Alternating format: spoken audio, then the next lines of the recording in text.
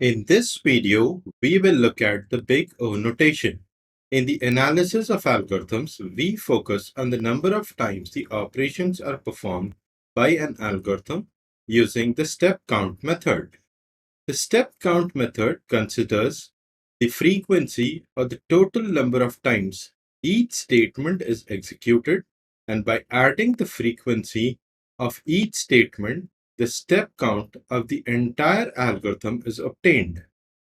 Now, mathematically, the number of operations needed to execute an algorithm is represented as a runtime function f of n, where n is the size of the input.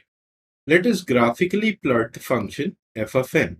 So, we will have n, which is the size of the input on the x-axis, and the runtime on the y-axis. Graphically, when the function f of n is plotted, it will look like this, where as the input size n increases, the runtime of the algorithm also increases. Then the question is, what is the upper bound for this function?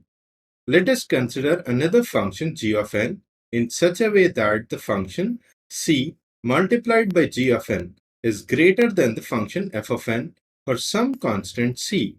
If you observe, the function g of n is greater than the function f of n after some value or input n0.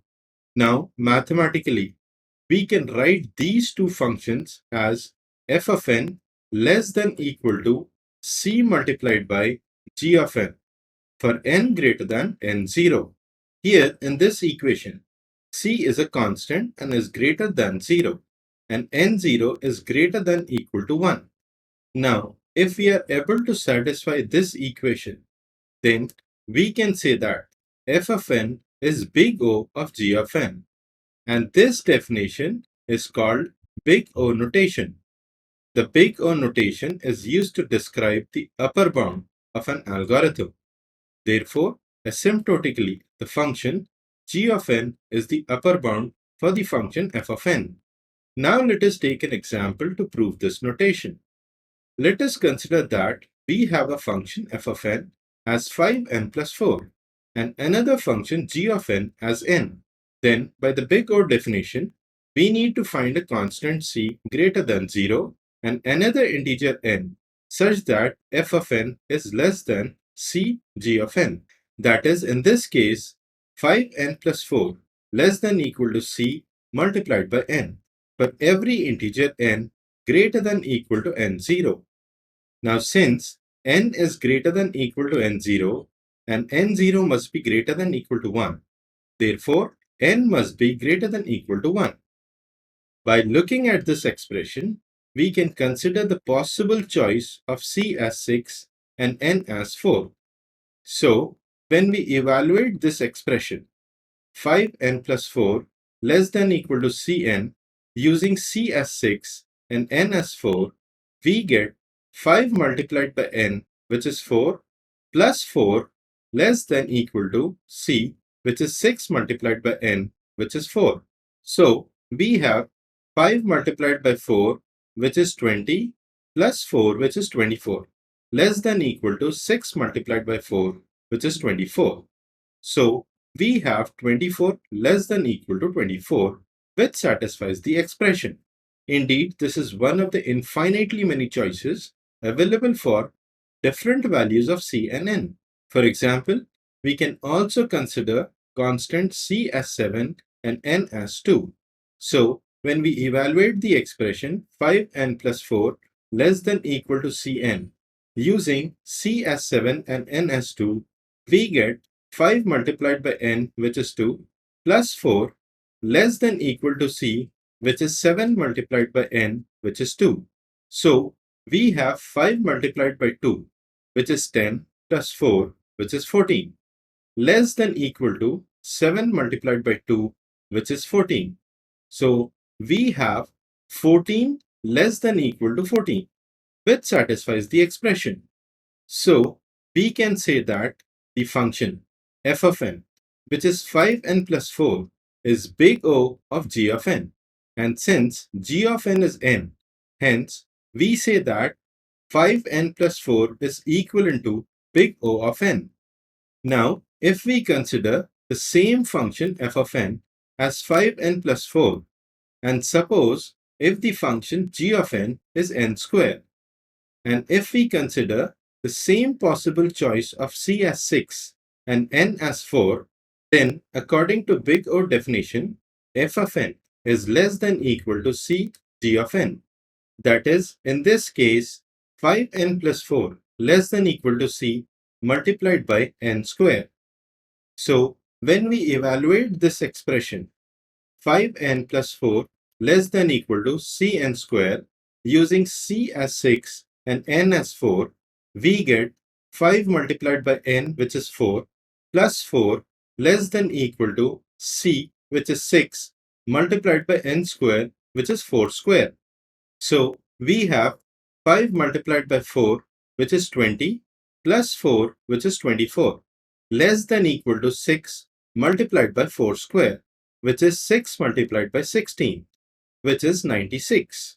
So we have 24 less than equal to 96, which satisfies the expression. Therefore, we can also say that the function 5n plus 4 is big O of n squared. Now, if we consider the same function f of n as 5n plus 4, and suppose if the function g of n is n cubed, and if we consider the same possible choice of c as 6 and n as 4, then according to big O definition, f of n is less than equal to c g of n. That is, in this case, 5n plus 4 is less than equal to c multiplied by n cubed.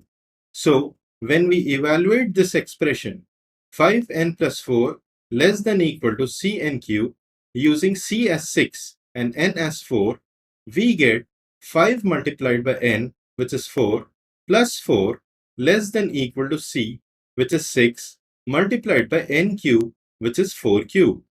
So we have 5 multiplied by 4, which is 20, plus 4, which is 24, less than equal to 6 multiplied by 4 cubed, which is 6 multiplied by 64, which is 384. So we have 24 less than equal to 384, which satisfies the expression. Therefore, we can also say that the function 5n plus 4 is big O of n cubed. So in summary, if the function f of n is 5n plus 4 and function g of n is n, then we say that f of n, which is 5n plus 4, is big O of n. Also, when we have the same function f of n as 5n plus 4, but g of n is n square, then we say that the function f of n, which is 5n plus 4, is also big O of n square. Also, when we have the same function f of n as 5n plus 4, but g of n is n cubed, then we say that f of n, which is 5n plus 4, is also big O of n cubed. So if you observe, when function f of n is 5n plus 4, and any function g of n, which is greater than equal to n, will satisfy the big O definition, that is f of n is less than equal to g of n. But anyways, when we talk about upper bound, we always go with the least upper bound. So since the big O notation gives us the upper bound, therefore we can say that f of n, which is 5n plus 4, is big O of n. The big O notation allows us to say that the function f of n is less than equal to another function g of n up to a constant c and in the asymptotic way as n grows towards infinity. Now, having seen this, let us look at some other examples. Let us consider a function 5n power 4 plus 3n cubed plus 2n plus 4n plus 1. Now, directly by looking at this equation, we can see that this equation f of n is big O of n power 4 because n power 4 is the upper bound or the highest order of the polynomial. Let us consider another function 20n cubed plus 10n log n plus 5.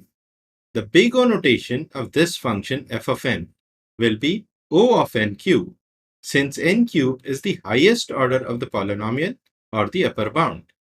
In the same way, if we have a function f of n as 2 power n plus 5n power 4 plus 3 log n, then f of n will be big O of 2 power n, which is exponential, since it is the upper bound.